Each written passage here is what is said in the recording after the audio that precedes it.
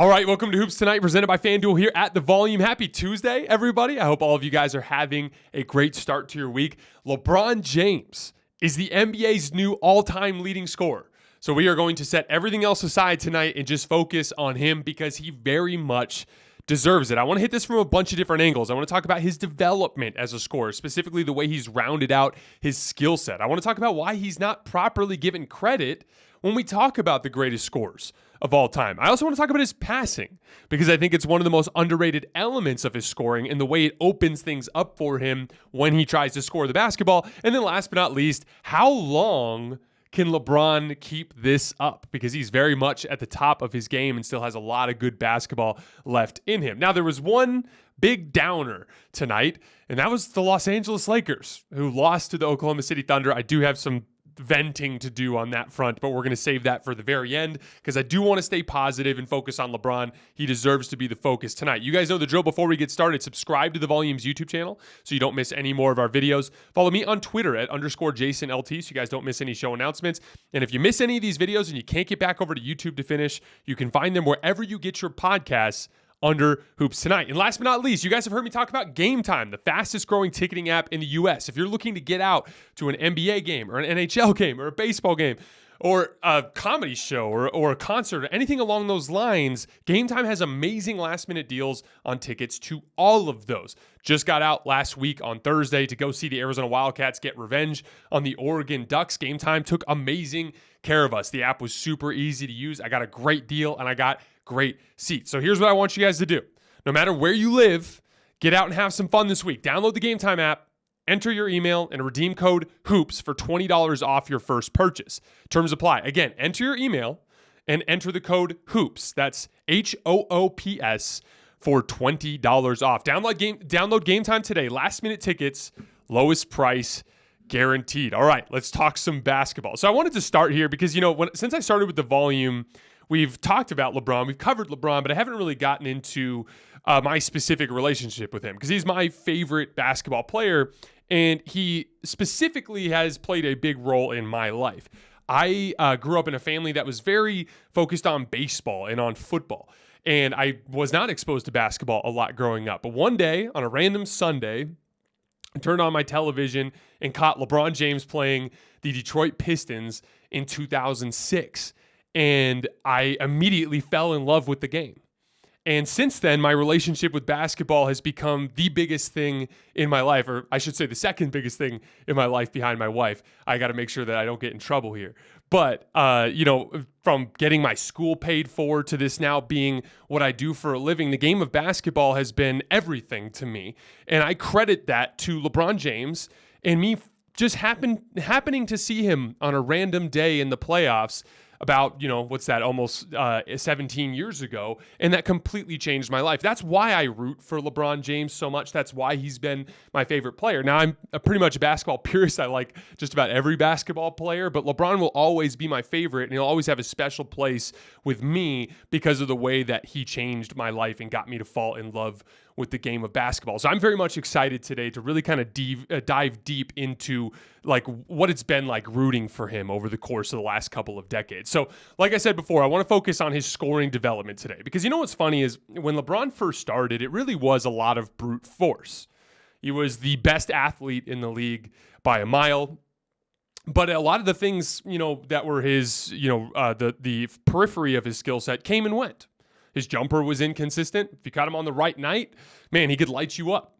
You'd see him, in 2007, burn the Pistons down with his jump shot. But then you'd run into the San Antonio Spurs one round later, and he wouldn't be able to knock down those same shots. He was incapable of playing with his back to the basket. He had these incredible physical tools, especially as it pertained to size and strength, but he wasn't good at actually using that to get easy shots. But then 2011 happened. I've always joked that 2011 was the best thing that could have possibly happened to LeBron James because he was on a certain trajectory and things were, you could look at what happened with the Cavs in the first 7 years and you'd be like, oh, it was because the roster wasn't talented enough. And then he goes to Miami and he does have enough talent, at least on the top end, and he got exposed by the Mavericks in that specific series as they went to a 2-3 zone, as they guarded him with JJ Barea, as a player that did not have enough versatility to succeed in the playoffs. Or a better way to say it is he had too many holes that could be attacked to maintain his effectiveness through all the levels of the playoffs. There was a ceiling to what he was doing at that point. And it was so embarrassing what happened to him in 2011 that it caused a tone shift in his entire career. It almost became businesslike, the way that he started to round out all those little areas of his game over the next few years. 2012, you started to see the back to the basket game materialize. 2013, you started to see the jump shot really come together. There, when he got to Cleveland, you really started to see the bully ball game, the perimeter bully ball game, as he started to back his way to the basket with a live dribble to get tons of easy shots right around the basket. And then all of a sudden, everything started to be rounded out.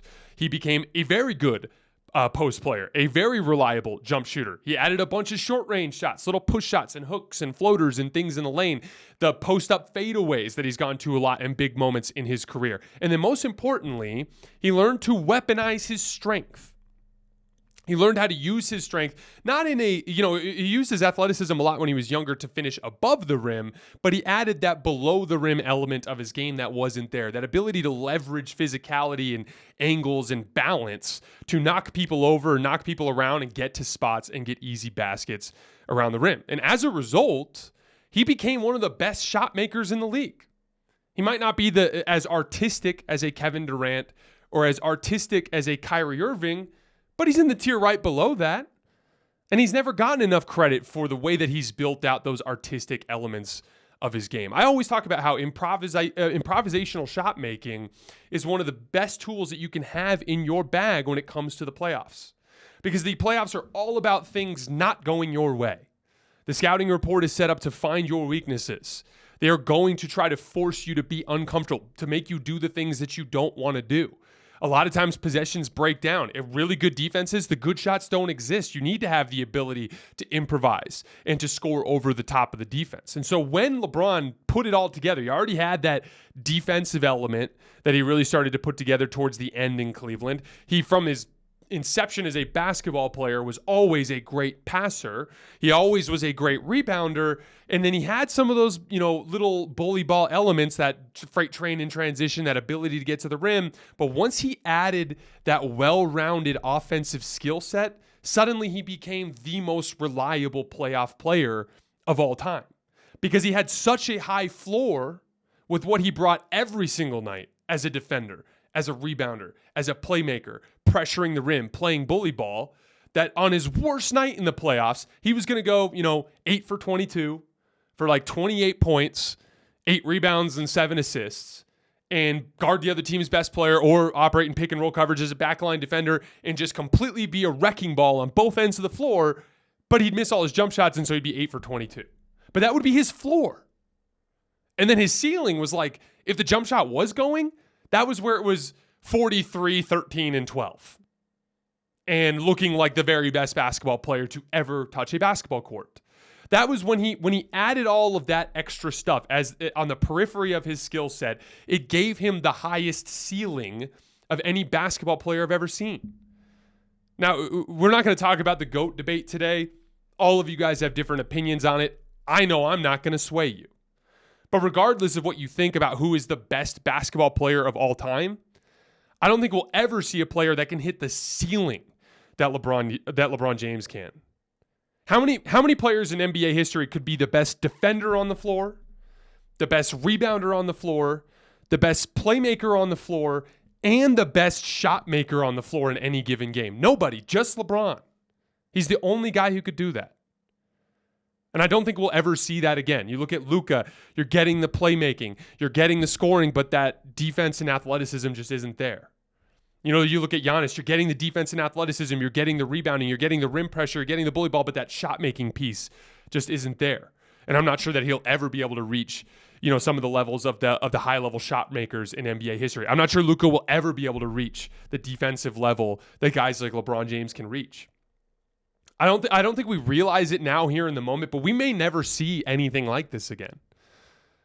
I saw JJ Redick talking again the other day about LeBron not being brought up in scoring conversations. And I think all those little ancillary details are a big part of it. I'd put it down to 2 reasons why LeBron doesn't get the appropriate credit as a scorer. One, all of those other things, When you talk about LeBron, you talk about what he can do on the defensive end of the floor. You talk about what he can do as a rebounder. You talk about his playmaking, and the scoring is just kind of another thing. And so that kind of causes it to get glossed over. And then the second part of it is he gets so many easy baskets with him playing bully ball that he doesn't get enough credit for what he can do as a shot maker. I'll give you guys an example.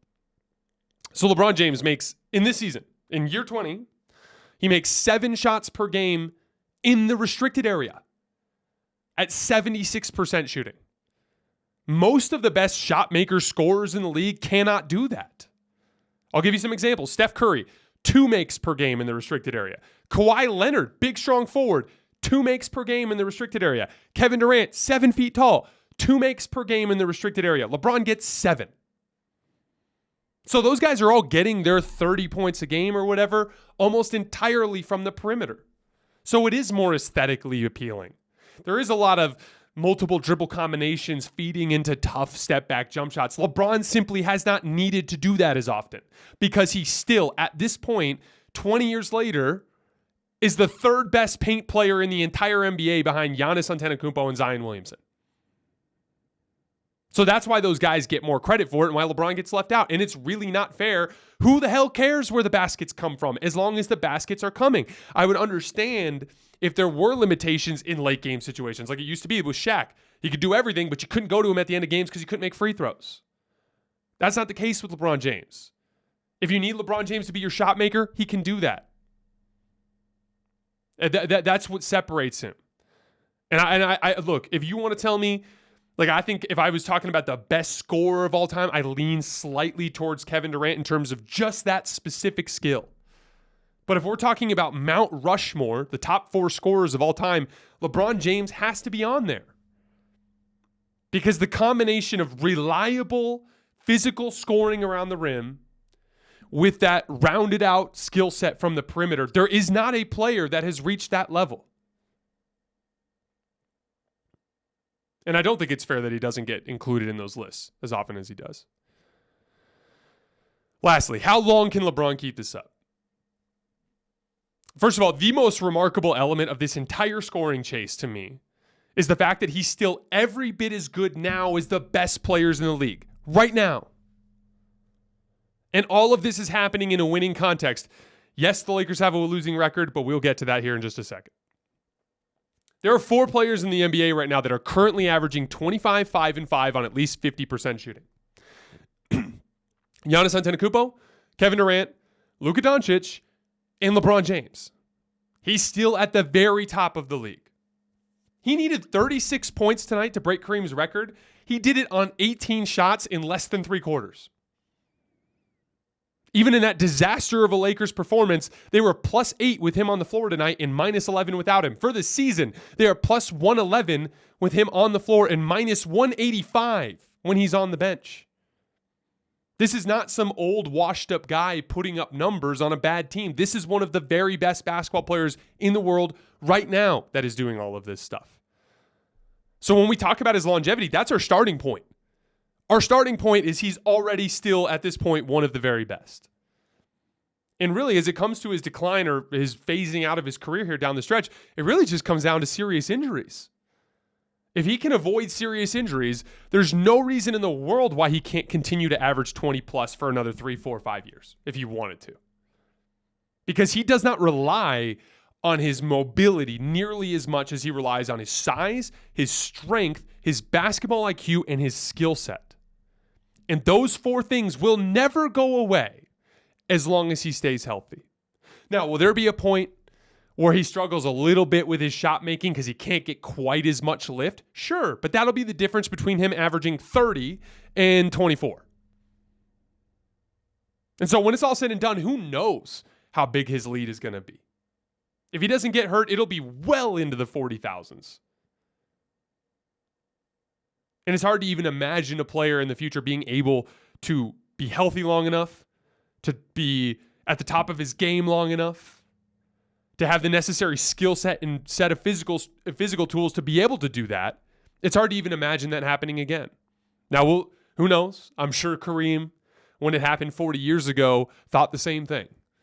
And Maybe one day there will be, maybe Victor Wembanyama comes into the league and averages 30 for 20 years in a row. Who knows? But LeBron's put himself in a really good position here to build an unbreakable record.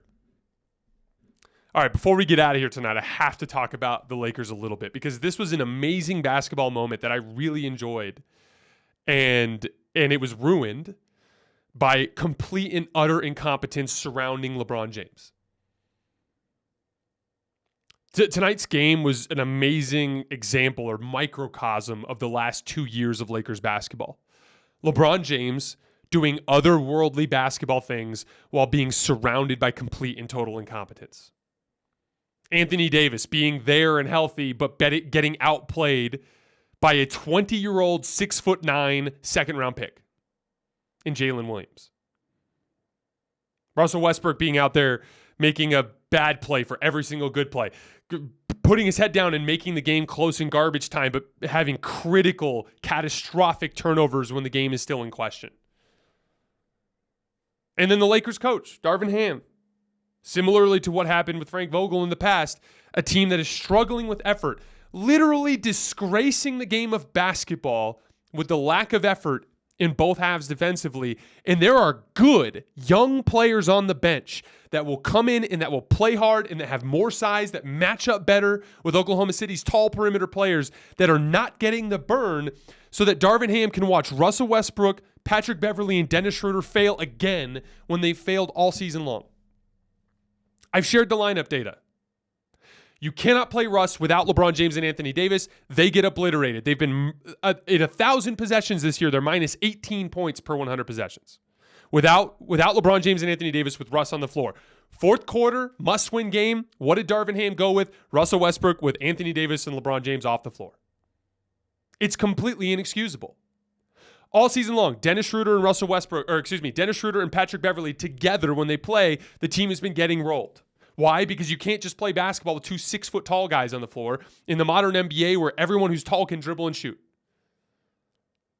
And down the stretch, again, it was Shai Gilgeous-Alexander, Josh Giddey, and Jalen Williams, all 6'6" and above that can dribble, shoot, and pass, destroying the small Laker backcourt.